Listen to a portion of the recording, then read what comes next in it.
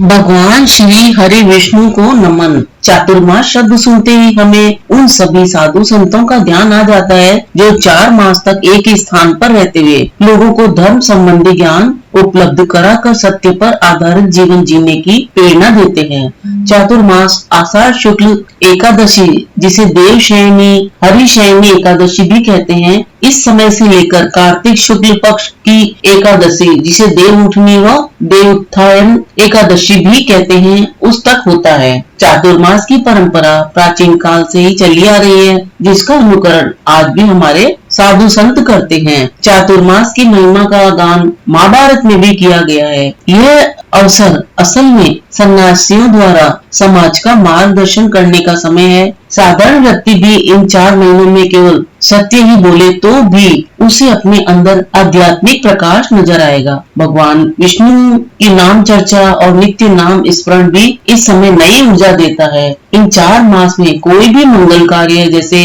विवाह, नवीन गृह प्रवेश आदि नहीं किया जाता है। अब सोचने में आता है कि ऐसा क्यों? इसका पहला कारण शुभ कार्य भगवान की उपस्थिति में ही सफल माने जाते हैं। दूसरा कारण यह है कि आप पूरी तरह से ईश्वर की भक्ति में डूबे रहें, सिर्फ ईश्वर की पूजा अर्चना करें। देखा जाए तो बदलते मौसम में जब शरीर में रोगों से मुकाबला करने की क्षमता यानी प्रतिरोधक क्षमता बहुत कम होती है, तब आध्यात्मिक शक्ति प्राप्ति के लिए व्रत करना, उपासना करना और ईश्वर की आराधना करना बेहद लाभदायक होता है। शारीरिक शक्ति बढ़ाने वाला भी माना जाता है इसे। इस पवित्र चतुर्मास के व्रत की विधि व नियम क्या है, उसका उद्यापन कैसे होता है, आइए यह सब जानते हैं। एक बार नारद जी ने महादेव जी से पूछा, महेश्वर, पृथ्वी पर चातुर्मास के जो नियम विधि हैं, उन्हें मैं सुनना चाहता हूँ, आप उनका वर्णन कीजिए। तब महादेव जी बोले, देवर्षि सुनो, मैं तुम्हारे प्रश्न का उत्तर देता हूँ।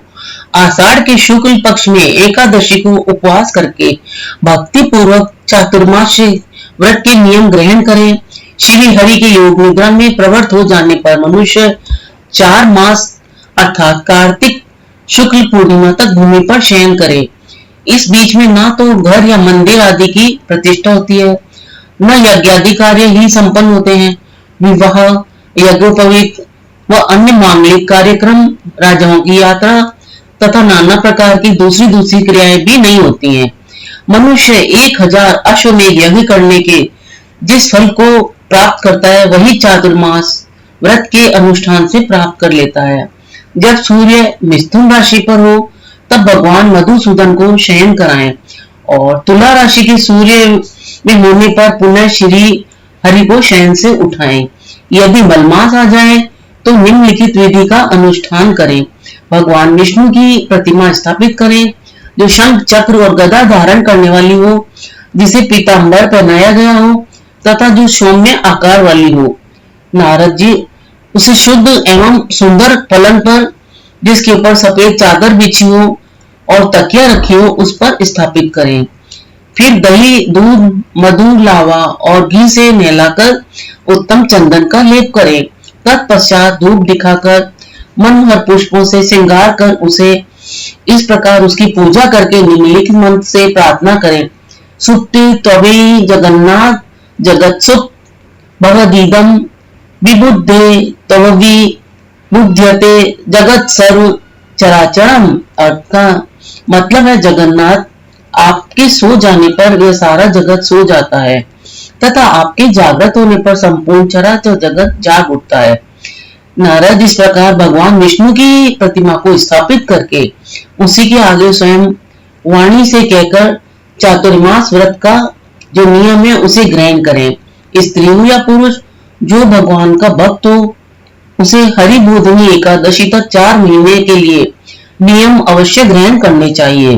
जीतात्मा पुरुष निर्मल प्रभात काल में दंत धावन पूर्वक उपवास करके नित्य कर्म का अनुष्ठान करने के पश्चात भगवान विष्णु के समक्ष जिन नियमों का ग्रहण करना वह चाहता है तथा उनका पालन करने के लिए उसका मन है, वह पृथक पृथक मैं तुम्हें बतलाता हूँ। चातुर्मास में प्रिय वस्तुओं के त्याग का क्या फल होता है? वे विद्वान, चातुर्मास में गुड़ का त्याग करने से मनुष्य को मधुरता की प्राप्ति होती है। इसी प्रकार तेल को त्याग देने से दीर्घायु संतान और सुगंधित तेल के त्याग से अनुपम सौभाग्य की प्राप्ति होती है। योगाभ्यासी मनुष्य ब्रह्म पद को प्राप्त होता है। तांबुल का त्याग करने से मनुष्य भोग सामग्री से संपन्न होता है, उसका कंठ सुरीला होता है। घी के त्याग से लावण्य की प्राप्ति होती है और शरीर चिकना होता है। विप्रवर, फल का त्याग करने वालों को बहुत से पुत्रों की प्राप्ति होती है। जो चौमासे भर पलाश के पत्ते पर भोजन करता है वह रूपवान और भोग सामग्री से संपन्न होता है। दही दूध छोड़ने वाले मनुष्य को गोलोक मिलता है। जो मौन व्रत धारण करता है उसकी आज्ञा कभी भंग नहीं होती। जो स्थलीपात का त्याग करता है वह इंद्र का सिंहासन प्राप्त करता है। इस प्रकार के त्याग से धर्म की सिद्धि होती है। हे नारद, ये मैंने तुम्हें बताया है। अब चतुर्मास के नियम में क्या करें उसे सुनो। इसके साथ नमो नारायण का जप करने से 100 गुने फल की प्राप्ति होती है। चौमासे का व्रत करने वाला पुरुष पोखरे में स्नान करने मात्र से गंगा स्नान का फल पाता है। जो सदा पृथ्वी पर भोजन करता है वह पृथ्वी का स्वामी होता है। श्री विष्णु की चरण वंदना करने से गोदान का फल मिलता है। उनके चरण कमलों का स्पर्श करने से मनुष्य कृत्य हो जाता है। प्रतिदिन एक समय भोजन करने वाला मनुष्य अग्निष्ठोम यज्ञ का फल भागी होता है। श्री विष्णु की 108 बार परिक्रमा करता है। वह दिव्य विमान पर बैठकर यात्रा करता है। विद्वान, पंचगव्य खाने वाले मनुष्य को चंद्रायण का फल मिलता है। जो प्रतिदिन भगवान विष्णु के आगे शास्त्र विनोद के द्वारा लोगों को ज्ञान देता है वह व्यास स्वरूप विद्वान श्री विष्णु धाम को प्राप्त होता है। तुलसी दल से भगवान की पूजा करके मानव वैकुंठ धाम में जाता है। गर्म जल का त्याग कर देने से पुष्कर तीर्थ में स्नान करने का फल होता है। जो पत्तों में भोजन करता है उसे कुरुक्षेत्र का फल मिलता है। जो प्रतिदिन पत्थर की शिल्प पर भोजन करता है उसे प्रयाग तीर्थ का पुण्य प्राप्त होता है। चौमासे में काशी के बर्तन का त्याग करके अन्य धातु के पात्रों का उपयोग करें। अन्य किसी प्रकार का पात्र न मिलने पर मिट्टी का पात्र ही उत्तम है। अथवा स्वयं ही पलाश के पत्ते लाकर उनकी पत्तल बना लें और उनमें भोजन करें। उसे भोजन पात्र का काम ले। जो पूरे 1 वर्ष तक प्रतिदिन अग्निहोत्र करता है और जो वन में रहकर केवल पत्तों में भोजन करता है उन दोनों को समान फल मिलता है। पलाश के पत्तों में किया हुआ भोजन चंद्रायण के समान माना गया है। पलाश के पत्तों में एक बार भोजन त्रिरात के समान पुण्यदायक और बड़े पातकों का नाश करने वाला बताया गया है। एकादशी के व्रत का जो पुण्य है वही पलाश के पत्तों में भोजन करने का भी बताया गया है। उससे मनुष्य सब प्रकार के दानों तथा समस्त तीर्थों का फल पा लेता है। कमल के पत्तों में भोजन करने से कभी नरक नहीं देखने को मिलता है। ब्राह्मण उसमें भोजन करने से वैकुंठ जाता है। ब्रह्मा जी का महान वृक्ष पलाश पापों का नाशक और संपूर्ण कामनाओं का दाता है। चौमासे में भूमि पर शयन करने वाला मनुष्य विमान प्राप्त होता है। 10,000 वर्षों तक उसे रोग नहीं सताते हैं। वह मनुष्य बहुत से पुत्र और धन से युक्त होता है। उसे कभी कोढ़ की बीमारी नहीं होती है। बिना मांगे स्वतः प्राप्त हुए अन्न का भोजन करने से बावली और कुआं बनवाने का फल होता है। जो प्राणियों की हिंसा से मुंह मोड़कर द्रोह का त्याग कर देता है वह भी पूर्वक पुण्य का भागी होता है। वेदों में बताया गया है कि अहिंसा धर्म श्रेष्ठ है। दान, दया और दम ये भी उत्तम धर्म है। ये बात मैंने सर्वत्र ही सुनी है। अतः बड़े लोगों को भी चाहिए कि वे पूरा प्रयत्न करके उक्त धर्मों का पालन करें। यह चतुर्मास व्रत मनुष्यों द्वारा सदा पालन करने योग्य है। ये ब्राह्मण, और अधिक कहने की क्या आवश्यकता है। इस पृथ्वी पर जो लोग विष्णु के भक्त हैं वे धन्य हैं। उनका कुल अत्यंत धन्य है तथा उनकी जाति भी परम धन्य मानी गई है। हे भगवान, जनार्दन के शयन करने पर मधु भक्षण करता है उसे महान पाप लगता है। तब उसके त्यागने का जो पुण्य है उसका भी श्रवण करो। चतुर्मास के अंदर नाना प्रकार के जितने भी यज्ञ है उन सबके अनुष्ठान का फल उसे प्राप्त होता है। चौमासे में अनार, नींबू और नारियल का भी त्याग करें। ऐसे करने वाला मनुष्य विमान पर विचरने वाला देवता होकर अंत में भगवान विष्णु के वैकुंठ धाम को प्राप्त होता है। जो मनुष्य धान, जौ और गेहूं का त्याग करता है, यह विधि पूर्वक दक्षिणा सहित अश्वमेघादि यज्ञों के अनुष्ठान का फल पाता है। साथ ही वह धन धान्य से संपन्न और अनेक पुत्रों से युक्त होता है। तुलसी दल, तिल और कुशा से तर्पण करने का फल कोटि गुना बताया गया है। विशेषकर चतुर्मास में उसका फल बहुत अधिक होता है। जो भगवान विष्णु के सामने वेद के एक या आधे पद का अथवा एक या आधा ऋचा का भी ज्ञान करते हैं, वे निश्चय ही भगवान के भक्त हैं, इसमें तनिक भी संदेह नहीं। नारद जो चौमासे में दही, दूध, पत्र, गुड़ और साग छोड़ देते हैं, वह निश्चय ही मोक्ष का भागी होता है। उन्हें जो मनुष्य प्रतिदिन आंवला मिले हुए जल से ही स्नान करते हैं, उन्हें नित्य महान पुण्य प्राप्त होता है। मनीषी पुरुष आंवले के फल को पापाहारी बतलाते हैं।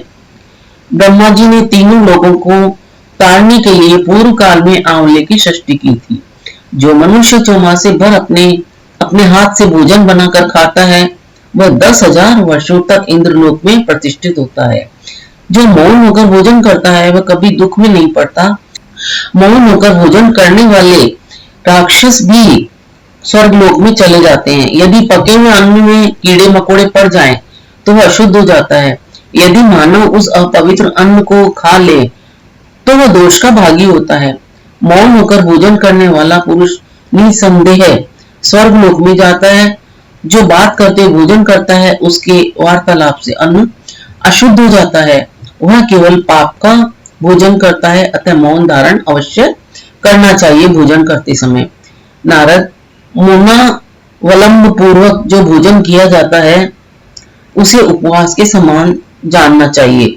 जो नरश्रेष्ठ प्रतिदिन प्राणवायु को 5 आहुतियां देकर मौन भोजन करता है, उसके 5 पातक निश्चय ही नष्ट हो जाते हैं। ब्राह्मण पितृकर्म यानी श्राद्ध में सिला हुआ वस्त्र नहीं पहनना चाहिए। अपवित्र अंग पर पड़ा हुआ वस्त्र भी अशुद्ध हो जाता है। मलमूत्र का त्याग अथवा मैथुन करते समय कमर अथवा पीठ पर जो वस्त्र रहता है, उस वस्त्र को भी अवश्य ही बदल दें। श्राद्ध में तो ऐसे वस्त्र को त्याग देना ही उचित है। उन्हें विद्वान पुरुषों को सदा चक्रधारी भगवान विष्णु की पूजा करनी चाहिए। विशेषतः पवित्र एवं जितेंद्रिय पुरुषों का यह अवश्य कर्तव्य हो जाता है कि भगवान हर्षिकेश के शयन करने पर तृण शाक यानी कि पत्तियों का साग, कुसुम्बी का यानी लौकी तथा सिले हुए कपड़े यत्र पूर्वक त्याग देने चाहिए। जो चौमासी में भगवान के शयन करने पर इन वस्तुओं का त्याग कर देता है, वह कल पर्यंत कभी नरक में नहीं पड़ता। विप्र पर जिसने असत्य भाषण, क्रोध, शहर तथा पर्व के अवसर पर मैथुन का त्याग कर दिया है, वह अश्वमेघ यज्ञ का फल पाता है। विद्वान, किसी पदार्थ को उपभोग में लाने से पहले उसमें से कुछ ब्राह्मणों को दान करना चाहिए। जो ब्राह्मण को दिया जाता है वह धन अक्षय होता है। ब्राह्मण मनुष्य दान में दिए हुए धन का कोटि कोटि गुना फल पाता है। जो पुरुष सदा ब्राह्मण की बताई उत्तम विधि तथा शास्त्रोक्त नियमों का पालन करता है, वह परम पद को पाता है। अतः पूर्ण प्रयत्न करके यथाशक्ति नियम और दान के द्वारा देवादिदेव जनार्दन को संतुष्ट करना चाहिए। चतुर्मास का महत्व क्या है? नारद जी ने पूछा। विश्वेश्वर, जिसके आचरण से भगवान गोविंद मनुष्यों पर संतुष्ट होते हैं, वह ब्रह्मचर्य कैसा होता है, ये प्रभु यह बतलाने की कृपा करें। महादेव जी ने कहा, विद्वान, जो केवल अपनी ही स्त्री से अनुराग रखता है, उसे विद्वानों ने ब्रह्मचारी माना है। केवल ऋतुकाल में ही स्त्री समागम करने से ब्रह्मचर्य की रक्षा होती है। जो अपने में भक्ति रखने वाली निर्दोष पत्नी का परित्याग करता है, वह पापी मनुष्य लोक में भ्रूण हत्या को प्राप्त होता है। चौमासे में जो स्नान, दान, जप, होम, स्वाध्याय और देव पूजन किया जाता है, वह सब अक्षय होता है। जो एक अथवा दोनों समय पुराण सुनता है, वह सब पापों से मुक्त हो भगवान विष्णु के धाम को जाता है। जो भगवान के शयन करने पर विशेषतः उनके नाम का कीर्तन और जप करता है उसे कोटि गुना फल मिलता है। जो ब्राह्मण भगवान विष्णु का भक्त है और प्रतिदिन उनका पूजन करता है वही सबसे धर्मात्मा तथा वही सबसे पूज्य है, इसमें तनिक भी संदेह नहीं है। मुने, इस पुण्यमय पवित्र एवं पापनाशक चातुर्मास व्रत को सुनने से मनुष्य को गंगा स्नान का फल मिलता है। चातुर्मास का उद्यापन कैसे करें? नारद जी ने पूछा, प्रभु चातुर्मास का उद्यापन बताइए, क्योंकि उद्यापन करने पर निश्चय ही सब कुछ परिपूर्ण होता है। महादेव जी बोले, महाभाग, यदि व्रत करने वाला पुरुष व्रत करने के पश्चात उसका उद्यापन नहीं करता है तो वह कर्मों के यथावत फल का भागी नहीं होता है। मुनि श्रेष्ठ, उस समय विशेष रूप से स्वर्ण के साथ अन्न का दान करना चाहिए, क्योंकि अन्न के दान से यह विष्णु लोक में प्रतिष्ठित होता है। जो मनुष्य चौमासे भर पलाश के पत्ते में भोजन करता है वह उद्यापन के समय घी के साथ भोजन का पदार्थ ब्राह्मणों को दान करे। यदि उसमें अग्रचित व्रत बिना मांगे स्वतः प्राप्त अन्न का भोजन किया है तो स्वर्ण युक्त वृषभ का दान करें। मुनि श्रेष्ठ, उड़द का त्याग करने वाला पुरुष बछड़े सहित गौ का दान करें। आंवले का जो फल है उससे स्नान का नियम पालन करने पर मनुष्य एक मासा स्वर्ण दान करे। फलों के त्याग का नियम करने पर फल दान करे। धान्य के त्याग का नियम होने पर कोई साधारण अन्न अथवा अग्नि के चावल का दान करें। भूमिशयन का नियम पालन करने पर रुई के गद्दे और तकिए सहित शय्यादान करें। द्विजवर, जिसने चौमासे में ब्रह्मचर्य का पालन किया है उसको चाहिए कि भक्ति पूर्वक ब्राह्मण दंपति को भोजन दे, साथ ही उपभोग के अन्य सामान दक्षिणा, साग और नमक दान करे। प्रतिदिन बिना तेल लगाए स्नान का नियम पालन करने वाला मनुष्य घी और सत्तू दान करे। नख और केश रखने का नियम पालन करने वाले को दर्पण का दान करना चाहिए। यदि जूते छोड़ दिए हैं तो चातुर्मास उद्यापन के समय जूतों का दान करना चाहिए। जो प्रतिदिन दीप दान करता है यह उस दिन सोने का दीप प्रस्तुत करे और उसमें घी डालकर विष्णु भक्त ब्राह्मण को दे दें। देते समय यही उद्देश्य होना चाहिए कि मेरा व्रत पूर्ण हो जाए। पान न खाने का नियम लेने पर स्वर्ण सहित कपूर का दान करें। द्विश्रेष्ठ, इस प्रकार जो ये नियम के द्वारा समय समय पर जो कुछ परित्याग किया हो वह परलोक में सुख प्राप्ति की इच्छा से विशेष रूप से दान करे। पहले स्नान आदि करके भगवान विष्णु के समक्ष उद्यापन करना चाहिए। शंख, चक्र और गदा धारण करने वाले भगवान विष्णु आदि अंत से रहित हैं। उनके आगे चातुर्मास उद्यापन करने से व्रत परिपूर्ण होता है।